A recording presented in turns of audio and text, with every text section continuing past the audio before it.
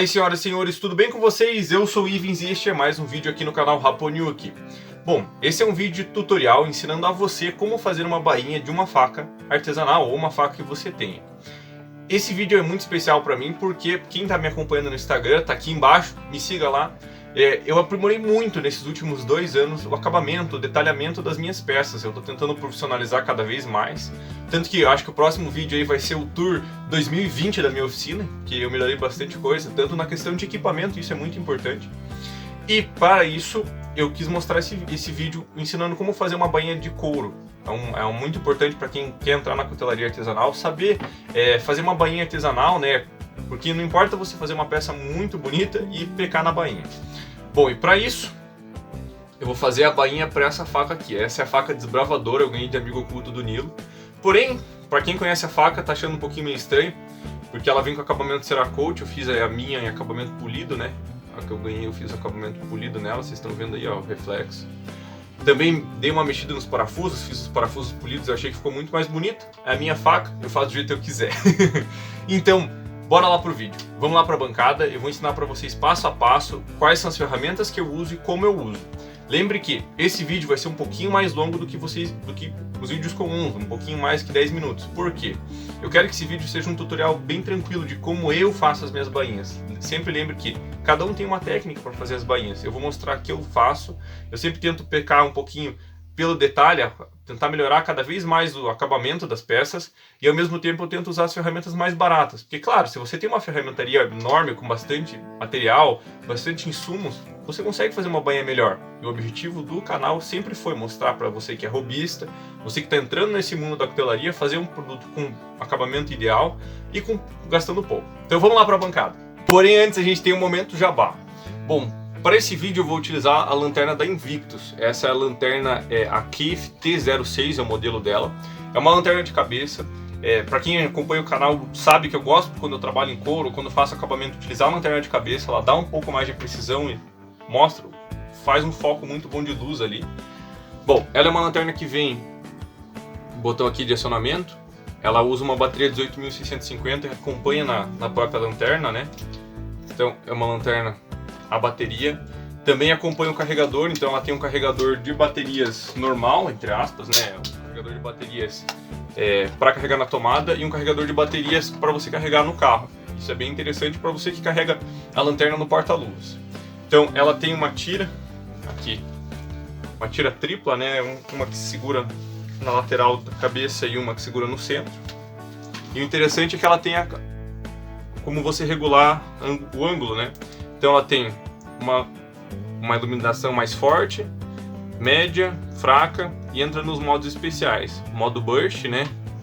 Foco contínuo. Modo SOS. E só. Então essa é a lanterna que eu vou utilizar no vídeo. Então todos os links vão estar aqui na descrição da loja da Invictus. Eu indico muito essa lanterna, mas vamos lá para o tutorial. Bom, então para iniciar a nossa fabricação, primeira coisa você tem que trabalhar num local limpo. Essa bancada aqui, depois vocês vão ver no tour da oficina, eu construí num local separado da minha bancada principal de corte e desbaste. Por quê? O couro é um material muito hidrofílico, então ele absorve muita umidade e muita sujeira. Então qualquer coisa que é úmida que você tenha na mão ou que ele encoste, ele já suja, já mancha e você já perde a peça. Então trabalhando num local limpo. A bancada eu corto numa tábua de carne mesmo, é aquela tábua de acetato, né? É um plástico. Eu não gosto de usar tábua de vidro, porque como todo mundo sabe, ela perde o fio da lâmina, né? Tanto do estilete quanto da faca. Então vamos lá. Eu vou utilizar aqui um pedaço de couro atanado de 4 mm. Então é um couro que eu compro em casa de sapateiro. Eu pago em torno de R$ 48, R$ 50 o quilo. Depende muito do que você vai precisar, então esse couro para mim já basta. Couro mais espesso é bom porque, por exemplo, se você for fazer um detalhe na bainha, esse couro ele consegue absorver bem o carimbo, ele estampa muito bem. E para isso, eu vou fazer a bainha, como a faca é para mim, eu vou gastar um pouquinho mais de couro. Se fosse para cliente, se fosse fazer a faca para venda, eu faço a beiradinha utilizando retalho. Então, por exemplo, essas bordas mais grossas eu uso para fazer o espaçador. Porque como o espaçador vai no meio, não tem tanto problema ele ficar escondido. Mas como é para mim, eu vou fazer o molde mais detalhado. Para usar a primeira etapa, a primeira peça que eu vou fabricar é a camada do meio. Vão ser 3 camadas, a de cima, a de baixo e a do meio que vai ser recortada. Eu sempre começo pela do meio pegando uma ponta mais feinha, então aqui, por exemplo, no couro, vou aproveitar essa ponta aqui, né, essa língua para começar. Para isso, vamos utilizar um estilete e uma régua. Eu vou começar cortando essa ponta aqui, ó. Vocês podem ver que ela tem uma espessura diferente da peça. Então eu vou tirar um pedacinho aqui, vamos ver se está todo mundo vendo. Eu vou tirar um pedaço meio de lado, assim, só para nivelar, para a gente ter a nível de início da bainha.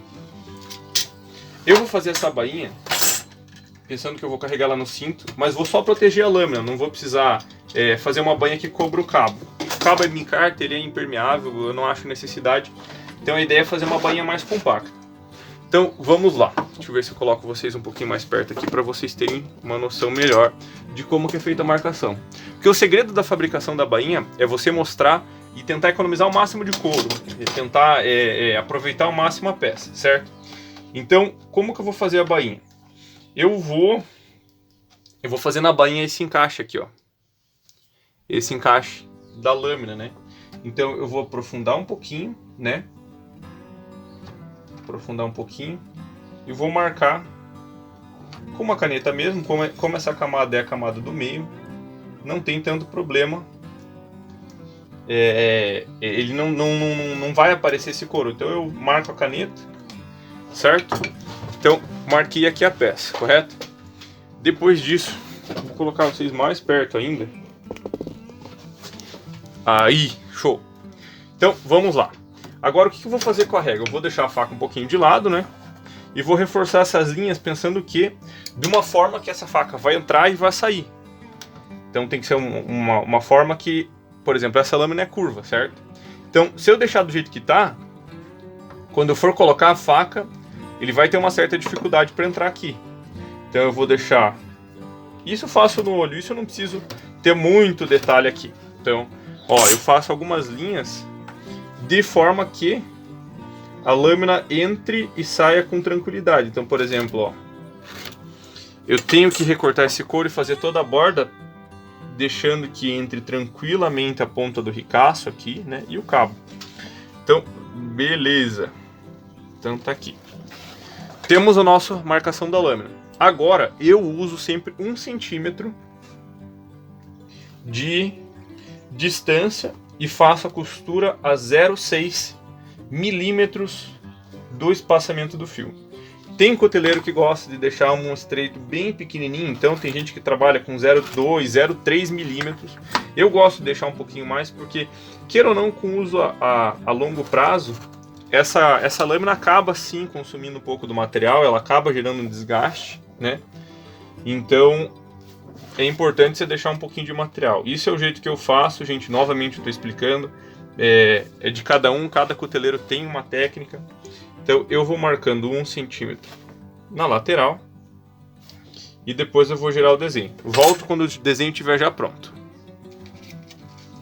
Bom, com a peça cortada, eu já pegaria essa peça aqui e aplanaria na lixadeira de cinta. Porém, como a ideia é fazer um tutorial para pessoas que não têm tantas ferramentas, eu uso um pedaço de toquinho de madeira com espuma, o pior que se tiver na tua oficina, um pedaço de lixa grão 50 para madeira e aplane as laterais. Porque tem que pensar que, por exemplo, eu vou utilizar essa peça para tirar o molde das próximas, das seguintes, né? Então eu tenho que ter essa peça bem certa na medida que eu preciso, porque senão as próximas peças que eu tirar a partir dessa não vão ficar na medida que eu preciso e depois na hora de costurar vai ficar um banzé horrível. Então, tá aqui. Eu tô dando acabamento nos cantos, né? Eu tento dar só um pouquinho de arredondamento aqui, só para não ficar... Porque depois que você corta ele forma essa rebarba superior aqui. E como essa... Eu vou deixar um pouquinho arredondado, levemente arredondado aqui os cantinhos, por preciosismo meu. Eu gosto dos cantinhos mais arredondados, né? Fica uma bainha mais interessante, certo? Certo, beleza. Então tá aqui a peça. Agora o que eu vou fazer? Eu vou marcar mais 3 peças dessas, a parte superior e a parte inferior, beleza? Vou voltar com as peças cortadas, não tem segredo nenhum, é só recortar mais 2 peças iguais a essa. Bom, então eu tô com as 3 peças aqui cortadas, né? Então tem que lembrar que sempre a última peça é o avesso da peça do meio. Então a gente tem duas peças espelhadas, né, para ficar uma frente e outra fundo. Então agora vocês vão entender mais ou menos como é que funciona. Eu, depois que marcar a furação e o desbaste aqui no meio, eu vou tirar esse espaço vazio, né, esse meio, e daí vai ser onde a lâmina vai encaixar, né, correto? Daí, aproveitando esse momento, eu cortei uma tira, né, deixa eu abrir aqui para vocês verem.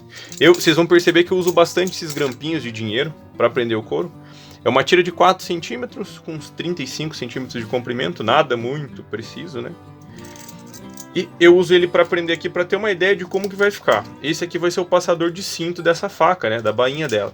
Como eu sou canhoto, tem que sempre lembrar quando você for fazer a bainha da faca, que o fio fica virado para as costas de quem está portando. Então, teoricamente, fica virado para cá a lâmina.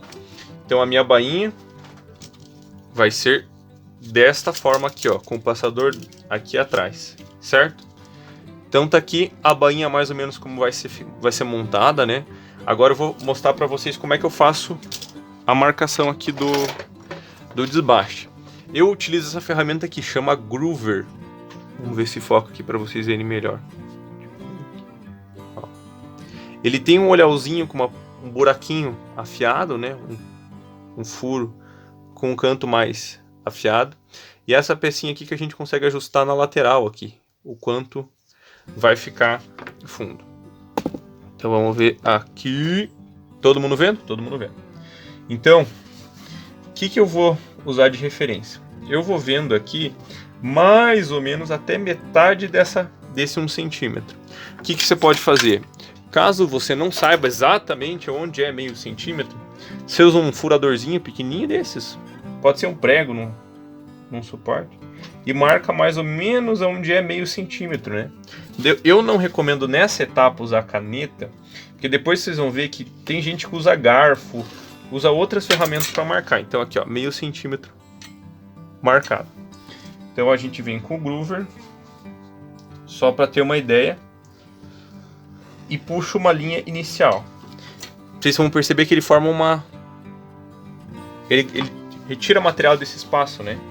Então eu vou lá nessa outra ponta com o groover, com bastante cuidado, porque um dos maiores erros do groover aqui é você perder a linha de costura, né? Perder o ângulo. Tem que lembrar que é uma peça curva, né? Ela tem uma angulosidade na costura. Então aqui, ó. Vocês conseguem perceber que a gente fez uma canaletinha ali? Então a gente vai aprofundar essa canaletinha. Tem que lembrar que essa peça do meio, se errar, não tem problema. Tem muita gente faz, muitos cuteleiros utilizam a parte da frente para fazer essa etapa, né? Já faz a canaleta com o groover já na etapa da frente. Eu prefiro não fazer, porque se caso escapar, vocês vão perceber, trabalhando com groover, que por mais preciso que seja, você acontece de escapar, ele dá uma escapadinha e dá ruim, certo? Então, com a canaleta marcada, eu vou pegar um furador, né? Vou pegar um marcador de costura. Só achar aquele aqui, achei. Nas minhas ferramentas. Nada mais é do que uma rodelinha. Tem gente que usa até o garfo para marcar. Uma rodelinha de latão cheia de agulhinha e um cabo. Então, eu venho aqui, firmo bem essa peça, né? E vou marcando aos poucos esse furo. Aqui.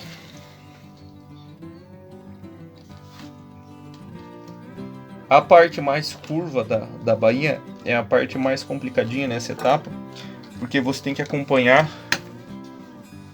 a curvatura, né? Então vocês vão ver que a gente fez alguns pequenos furos. Mas como a gente é chato, eu pego um furador, pego minha punção, né? E vou marcando. Faço uns pequenas batidinhas aqui para marcar a furação correta, e depois na furadeira de bancada vai ser mais fácil de acertar. Então volto quando tiver tudo furadinho. Então tá aqui a peça com todas as furações utilizando o punção. Daí qual que é o meu segredo agora? Eu sempre vou furar a peça contralateral. O que significa isso?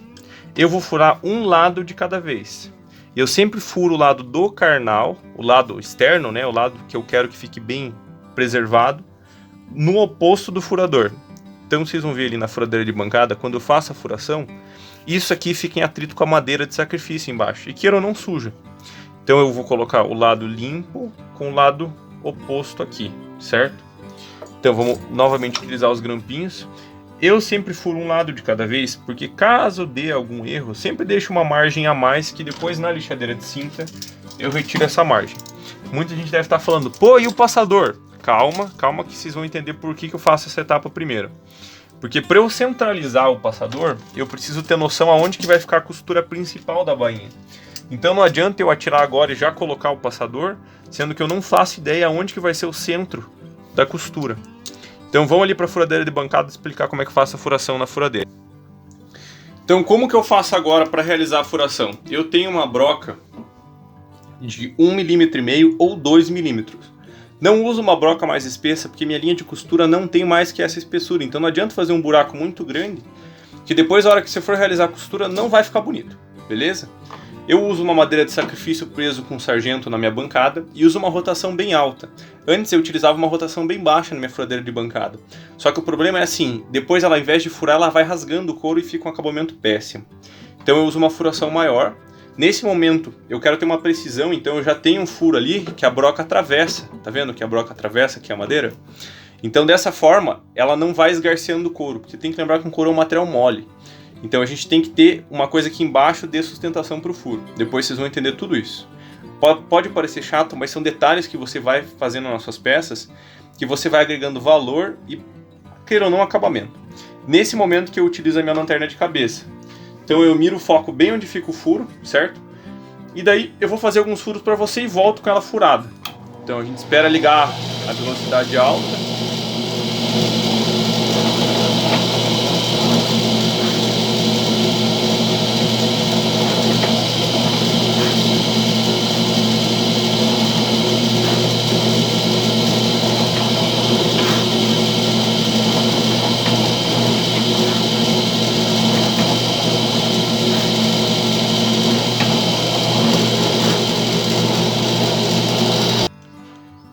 Bom, então agora eu terminei a furação, vou tirar os grampos para mostrar para vocês como é que fica.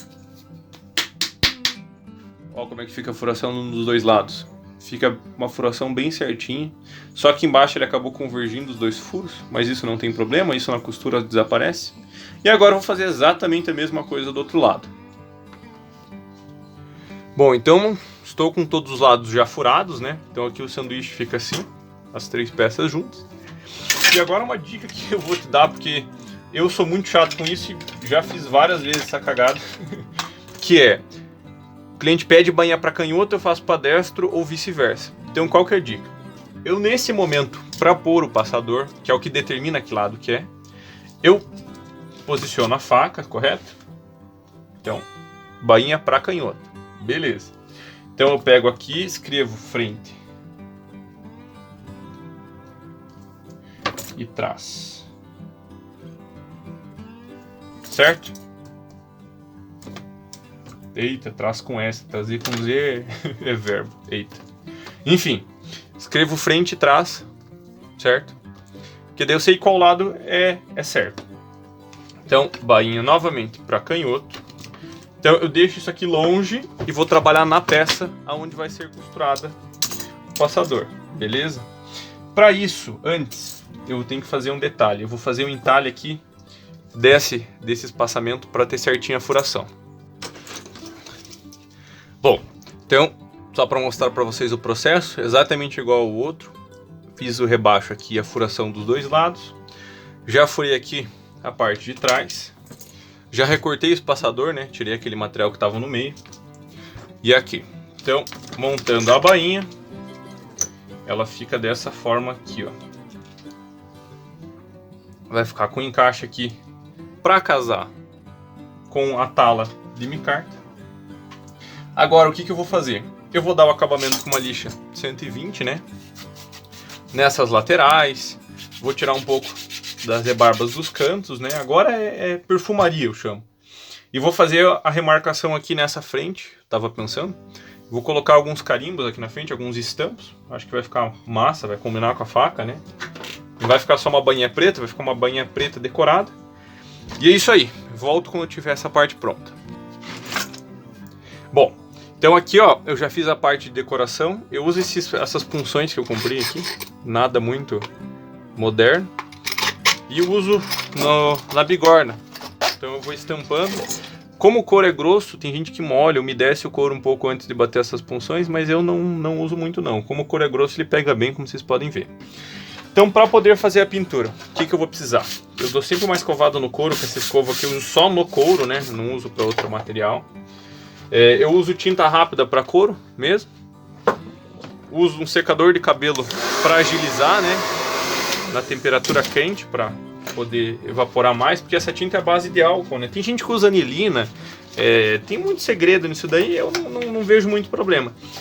Ainda mais que, por exemplo, para essa bainha, como a micarta é preta, eu vou fazer a bainha em preto também, eu acho que combina e fica bonito. Então eu uso uma luva de limpeza para não manchar e pinto peça por peça. Como é a cor preta, outras tintas têm outros segredos, mas o preto é bem fácil na verdade. Porque você vai percebendo que ele vai cobrindo aos poucos a peça e vai infiltrando. E daí o ponto certinho assim de tinta é que você vai perceber que assim, como o couro, como eu iniciei explicando, ele é hidrofílico, né? Ele gosta de umidade. Quando a gente oferece um material à base de álcool, que é rapidamente absorvível, ele já chupa bem o couro, ele já absorve bem. E vocês vão ver que conforme o tempo, ó, tá vendo que ele demora um pouquinho para secar essa região aqui, ó? Ela fica um pouco mais úmida, então levemente o couro tá ficando saturado. Então aqui, como é a parte do fundo, eu já vou dar o acabamento na borda.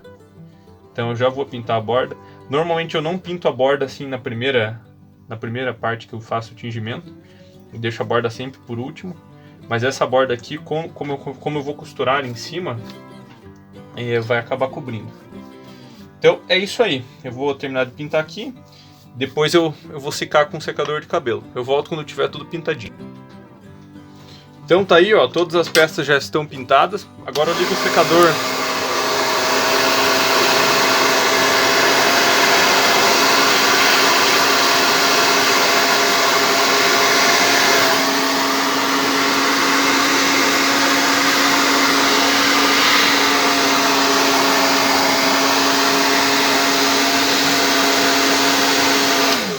Então assim, eu evito pintar áreas que a cola vai cobrir. Então, por exemplo, nessa parte aqui a cola cobre. Então tá aqui, ó.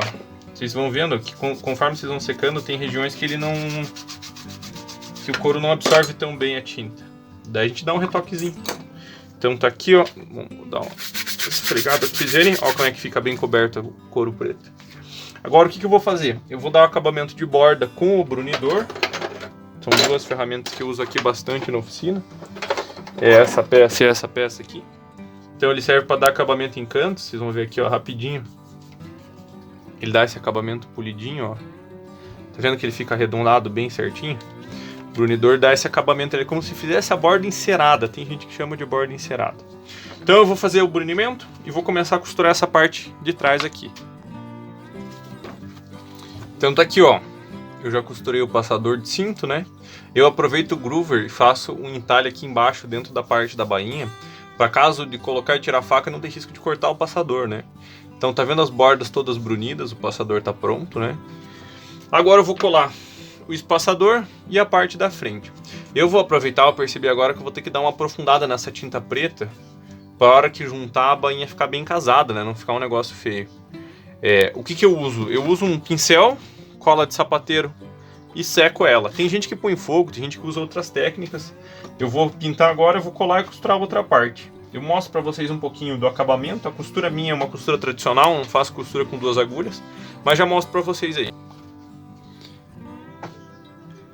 Bom, então, para fazer a costura final, como eu utilizo a técnica? Eu uso uma agulha só, eu entro pela parte de trás da bainha, né?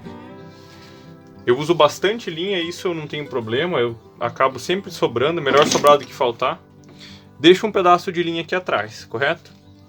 E eu inicio a costura normalmente fazendo um zigue-zague. Eu não costuro com 2 linhas, porque eu não gosto ainda, não peguei muita prática. Eu costuro com uma luva de couro furada mesmo, para dar, a hora que eu for puxar a linha aqui no final, eu protejo a mão, porque essa linha encerada, com o tempo, ela vai começando a umedecer na mão e cortando. Então eu vou fazendo um zigue-zague simples, até terminar a bainha. O único detalhe é quando eu termino a volta completa aqui, eu faço no outro lado um ponto duplo, né? Eu faço um ponto duplo e retorno a costura. Então fica assim, ó, eu fico fazendo um zigue-zague, frente e verso, e depois eu vou fechando esse ponto. Eu volto quando eu for dar um nozinho aqui no final. Então aqui no último furo, eu já fiz toda a costura, né? A gente vai ficar com duas linhas ali, ó, certo? Então eu vou fazer um nó duplo, né? Um nó direito, na verdade, aqui atrás, certo? Mas daí vocês vão perceber que vai ficar o nó ali. Então eu pego a agulha, volto pelo furo maior. Então a gente vai ter um fio de cada lado, certo? Daí eu vou utilizar essa Tech Bond para couro mesmo. Vou pingar uma gotinha, então vai ter um nó, eu pingo uma gotinha nesse furo, né? Tento envolver o nó na Super Bonder, né? E dou uma leve puxada que ele consiga entrar dentro do furo. E a Super Bonder vai colar ali dentro do furo e vai ficar discreto, não vai ficar aquele acabamento. Aí, ó. Pronto. Então a gente tem aqui, como eu havia dito, ó, uma passada dupla e uma passada dupla nas duas laterais. E um nó escondido no meio do couro, né? O nó fica na camada do meio. Então agora o que eu vou fazer? Eu vou lixar em volta, vou pintar de preto e vou dar o acabamento e eu volto com ela acabada. Então, mas agora a gente já pode colocar a lâmina aqui dentro da bainha para vocês verem como é que fica. Então, ó como é que fica bonito dos dois lados. Então, vamos dar um acabamento. Bom, então tá aí, ó, a bainha da faca pronta. Então depois que a gente faz aquele acabamento na costura, né, eu faço toda a parte de lixar a borda, né, e uso aquela ferramenta do brunidor para arredondar. Como vocês podem ver, a borda fica bem arredondada aqui nas laterais. Eu também faço o brunimento do passador do cinto, então eu tenho um passador de cinto para o cinto comum e se quiser pôr no cinto tático ou no cinto NA. Então, aí ó, como o segredo, lembra que eu falei do espaçador? A lâmina tem 5 mm, então eu uso um espaçador um pouquinho mais fino para justamente não precisar colocar presilha, ó. Como vocês podem ver, a faca fica bem presa. Então tá aí, uma bainha simples. Espero que vocês tenham gostado. A faca desbravadora versão custom aqui, ó. Dei um polimento final nela, ó, como é que ficou. A faca é excelente, o link vai estar aqui na descrição do canal do Nilo.